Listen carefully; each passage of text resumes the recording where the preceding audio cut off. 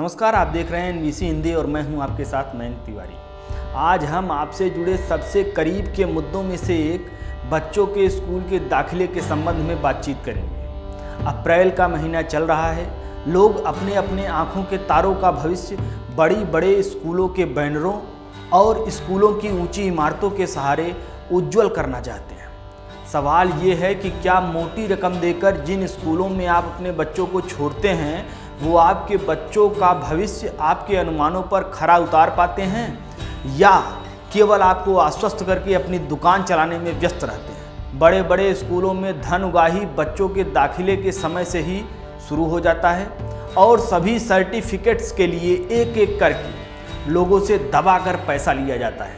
इनमें सुविधा शुल्क, क्रीड़ा शुल्क, पेयजल शुल्क और न जाने कितने शुल्क जुड़े होते हैं।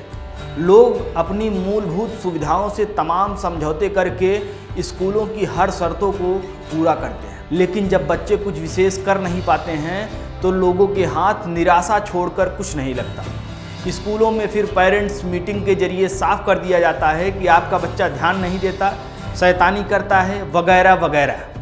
अब ऐसे में लोग केवल अपने बच्चों पर दोष मढ़ते हैं और फिर से अप्रैल महीने में उसी स्कूल में बच्चों का दाखिला कराकर निश्चिंत हो जाते हैं। लोग ये समझ नहीं पाते कि कमी कहाँ से हो रही है, इसके लिए जिम्मेदार कौन है।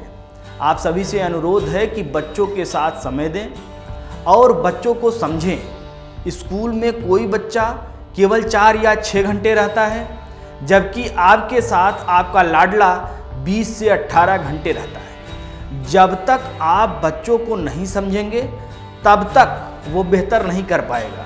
इसलिए स्कूलों के भरोसे अपने लाडलों को छोड़कर आश्वस्त न हों। बच्चे कहीं भी पढ़ें, इससे ज़्यादा फर्क नहीं पड़ता है। घर के परिवेश को लेकर यूनानी दार्शनिक अरस्तु ने सही कहा था, कला का उद्देश्य चीज़ों का बाहरी प्रदर्शन करना नहीं है, बल्कि उनकी आंतरिक सार्थकता बताना है। साथ ही साथ अरस्तु ने यह भी कहा था कि बिना परिवार के अनेक नैतिक गुणों का विकास संभव नहीं है। नैतिक विकास के लिए परिवार अनिवार्य है। अब अगर परिवार में माँ की बात की जाए तो माँ बच्चों की प्रथम शिक्षिका और परिवार बच्चों की प्राथमिक पाठशाला होती है। परिवार में बच्चे जो देखते हैं, जो सुनते हैं, उससे ही उनका संस्कार बनता है। देखा गया है कि संस्कारी परिवार के बच्चे ही संस्कारी होते हैं। बच्चे कुम्हार की गीली मिट्टी की तरह होते हैं। कुम्हार गीली मिट्टी को सांचे में डालकर जैसा रूप देना चाहता है वैसा रूप दे देता है। ठीक उसी तरह बच्चों को भी जिस तरह से जिस सांचे में ढालेंगे वैसा ही उनका व्यक्तित्व होगा। यदि माता पिता झूठ बोलते हैं और बच्चों से कहते हैं कि झूठ नहीं बोलना चाहिए, तो बच्चा झूठ बोलेगा ही। बच्चों में अच्छे संस्कार देने के लिए माता पिता को पहले खुद को संस्कारित करना अति आवश्यक है।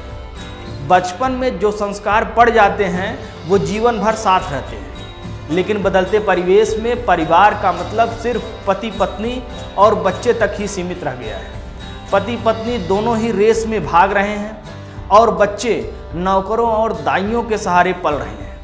नौकरों और दाइयों के सहारे पले हुए बच्चे अपनी सारी भावनाओं को दबाने में पूरी तरह से अभ्यस्त हो जाते हैं।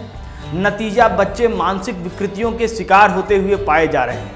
7वीं या 8वीं कक्षा के बच्चों की आत्महत्या की खबरें भी अब नहीं लगती। आपराधिक गतिविधियों का शिकार होना, नशा करना टूटते पारिवारिक सरोकार का ही नतीजा है। ये घोर चिंतन का विषय है। हमें इस पर विचार करना होगा, सोचना होगा और अपने लाडलों का भविष्य उज्जवल करना होगा। देश और दुनिया की तमाम बड़ी खबरों के लिए जुड़े रहिए हमारे साथ। देखते रहिए एनबीसी हिंदी।